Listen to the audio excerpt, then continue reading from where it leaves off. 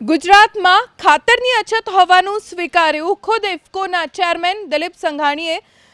ખેડૂતો ખાતરની અછતના કારણે ખૂબ પરેશાન છે। વેચાણ કેન્દ્ર પર ખાતર માટે પડાપડી થઈ રહી છે। વહેલી સવારના જ ખેડૂતો ખાતર માટે લાંબી કતાર લગાવીને ઊભા રહે છે। જો કે દિવસના અંતે તેમના હાથમાં નથી આવતું ખાતર। આ સ્થિતિ હોવા છતાં કૃષિ મંત્રી તો કરી રહ્યા છે દાવો કે ગુજરાતમાં ખાતરની કોઈ અછત નથી। એવામાં પૂર્વ મંત્રી અને ઇફકોના ચેરમેન દિલીપ સંઘાણીએ સ્વીકાર્યું કે ખાતરની અછત છે।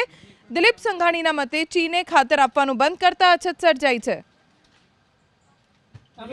अपना देश में जो फर्टिलाइजर उत्पन्न थाय छे एमां 50% देश की बधी कंपनीओ उत्पन्न करे छे अने 50% बहारथी आवे छे। एमां खास करीने 50% में मोटा भागनुं चाइनाथी आवे छे। आ वर्षे चाइनाए कृषि क्षेत्रे जे एनी दिशा बदली छे एटले निकास करतुं एमनुं जे तंत्र हतुं फर्टिलाइजरनुं ए संपूर्णपणे बंध कर्युं छे। ए शॉर्टेज ऊभी थई छे અને જે ભાવ વધ્યા છે રો મટીરિયલના એના કારણે પ્રાઇવેટ કંપનીઓ બહારથી મગાવવામાં કચાશ કરે છે।